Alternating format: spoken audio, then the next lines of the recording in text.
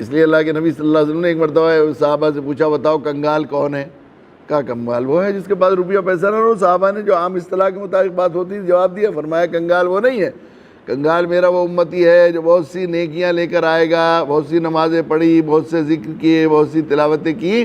لیکن ساتھ میں کسی کا زمین دبائی، کسی کی غیبت کی، کسی کو تکلیف پہنچائی، تو حقوق والے آئیں گے اور اپنے حقوق کے بدلے میں اس سے نیکیاں طلب کریں گے۔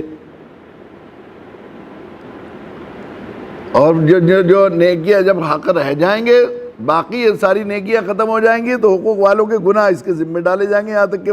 اتنی نیکیوں کے باوجود منہ کے بل گھسیٹ کر جہنم میں ڈال دیا جائے گا۔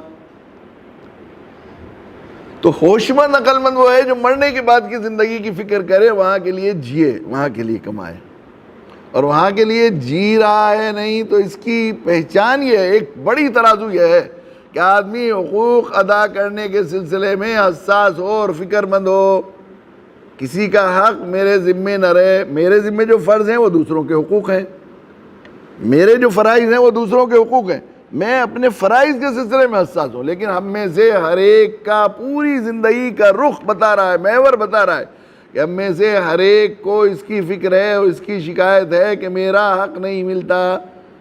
جو آدمی آخرت کے لیے جی رہا ہے تو اس کا تو ہر وقت یہ فکر رہنا چاہیے کہ میرے ذمے کسی کا حق نہ رہے، فلاں آدمی اپنا حق نہیں لیتا، لیکن آج تک آپ نے کسی کو دیکھا اس بات کے لیے لڑتے ہوئے یا فکر کرتے ہوئے یا ہمارے اجتماعی طور پر کہیں احتجاج ہوتے ہوئے یا اس بات کی فکر کرتے ہوئے یا ریلی نکلتے ہوئے کہ فلاں آدمی اپنا حق نہیں لیتا؟ ہر ایک کو یہ شکایت ہے، ابا ہمارا حق نہیں دیتے۔ جب جتنے لوگ آتے ہیں، ہم لوگ ملا لوگ ہر وقت لوگ آتے ہیں دعا کے لیے اور مسائل حل کرنے کے لیے، تو مسئلہ یہی ہوتا ہے، بھیا ہمارا حق نہیں دیتا، پڑوسی ہمارا حق نہیں دیتا، اماں ہمارا حق نہیں دیتی، بیوی ہمارا حق مار رہی ہیں، شوہر ہمارا حق مار رہے ہیں، سب کو اس کی فکر ہے۔ کوئی ایک آدمی بھی مہینوں مہینوں تک یہ فکر لے کر نہیں آیا تھا کہ میرے ذمے فلاں کا حق ہے، وہ لیتا نہیں، اس کا کیسے ادا کروں، اس کی فکر نہیں ہوتی۔ اس لیے ہمیں ہمارا جو بنیادی منصبی فریضہ ہے دعوت کیا ہے؟ انسانیت کا حق ادا کرنا۔ اللہ نے جو ہمیں امانت کے طور پر دیا ہوا ہے دین، یہ ان تک پہنچانا ہماری ذمہ داری تھی، اور ہمیں ہر وقت اس کی فکر ہے کہ وہ ہمارا حق نہیں دیتے، وہ ظالم ہے، ہم مظلوم ہیں۔ حق مارنے والا ظالم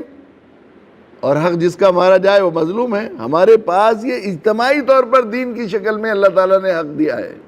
اجتماعی طور پر دیا ہے، یہ اللہ تعالیٰ نے دیا تھا۔ ساری ملت کے ذمہ تھا کہ جو بلغوا انی ولو آیا، جو بات تم تک پہنچ گئی ہے اس کو پہنچا دو دوسرے تک۔ یہ قرآن اور قرآنی دین پورا کا پورا ہمیں امانت کے طور پر دیا گیا ہے، جس کو دوسروں تک پہنچانے کی ہماری منصبی ذمہ داری ہے۔ یہ حق ادا کرنے کے لیے ہمیں خیر امت کا لقب دیا ہے، لیکن ہمیں حق ادا کرنے کی کوئی فکر نہیں ہے، ہمیں تو بس حق لینے کی فکر ہے ہر ایک کو۔ جہاں شکایت ہے یہی ہے، ساری لڑائی کبھی آج تک کہیں سنی ہے کوئی اس بات پر لڑائی کہ میں اس کے پیسے دینا چاہتا ہوں، بہن کا حصہ تھا وراثت میں دینا چاہتا ہوں، وہ لیتی نہیں ہے، حضرت آپ سفارش کر دو، کہیں سنا ہے؟ بھلا میرے بیٹے کا فلاں حق ہے یا میرے بھائی کا فلاں تھا، گھر میں آدھا حصہ اس کا بیٹھ رہا تھا تو وہ لیتا نہیں ہے، یا جو بھی چیزیں کہیں سنا ہے آج تک کوئی ایک آدمی دیکھا خواب میں بھی دیتے ہوئے یہ صورتحال؟ پھر ہم کیسے کہہ سکتے ہیں کہ ہم مسلمان ہیں؟ ایمان دیندار کہنا کا مطلب یہ ہے کہ آخرت کی فکر کے ساتھ مرنے کے بعد حساب کتاب دینا ہے، اس کے لیے جیے۔ جو حق ہمارا دوسروں کے ذمے رہ جائے گا اس کے بدلے نیکیاں ملیں گی، وہ تو ہمارے لیے ذخیرہ بن گیا۔ جو حق ہمارا رہ گیا ہے اس کے لینے کی فکر نہیں ہونی چاہیے، ہمارے کام آئے گا اس وقت جب بہت ضرورت ہوگی، جہاں ایک ایک نیکی کی آدمی جو ہے پریشان ہوگا۔ چونکہ ہم لوگ صرف موت سے پہلے کی زندگی، صحیح بات یہ ہے کہ آخرت کا یقین نہیں، صحیح ایسا لگتا ہے، میں تو اکثر یہ بات کبھی کبھی بہت شرم کی وجہ سے جی چاہتا ہے منہ چھپانے کو، کہ ہمارے بڑوں کو تو ہر وقت یہ فکر ہوا کرتی تھی اس کی کہ کہیں پتہ نہیں ہم مسلمان ہیں بھی ہیں کہ نہیں ہے کہ نہیں، ایسا کبھی ہوتا تھا ہے کبھی نہیں ہے، اس طرح شک ہوا کرتا تھا، ایسا ہوا کرتا۔ لیکن اب جو ہماری زندگی کا سسٹم ہے 100% حقوق کے لیے لڑنا، دوسروں سے حقوق حاصل کر، حقوق دینے کے لیے لڑنا نہیں، فرائض ادا کے نہیں، حقوق لینے کے لیے لڑنا، ساری لڑائی ہماری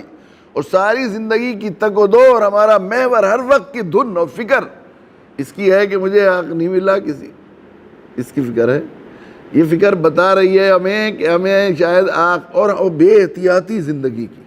جو چاہے بول دیا، جیسے چاہے کھا لیا، جس کو چاہے ذلیل کر دیا، جس کو چاہے جس کے حق میں کوئی بات کہہ دی، یہ بے احتیاطی یہ زندگی کی بتا رہی ہے کہ ہمیں یہ یقین ہو گیا ہے کہ آخرت نہیں ہے۔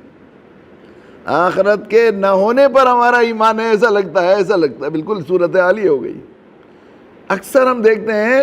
یہ غیر مسلم جن کے یہاں کوئی، ہمارے یہاں برادران وطن ہندو، ان کے یہاں تو آواگمن کا تصور ہے، آخرت کا کوئی تصور ہی نہیں ہے۔ یہ اپنی بزنس کی ساکھ اور اپنی دنیا میں اپنی عزت کی لاج رکھنے کے لیے معاملات میں احتیاط کرتے ہیں زبان کے پکے، لیکن ہم لوگ جو آخرت میں معلوم ہے کہ ایک پیسے کا حساب دے رہا ہے، ایک دانک کے بدلے میں 700 مقبول نوازیں دینی پڑیں گی، ہم جن کو یہ ایمان ہے، جن کو یہ بتایا گیا ہے، ان کے ساتھ ایسا ہے کہ جیسے جب چاہے ایک پیسے کے لیے ایمان بیچ دے،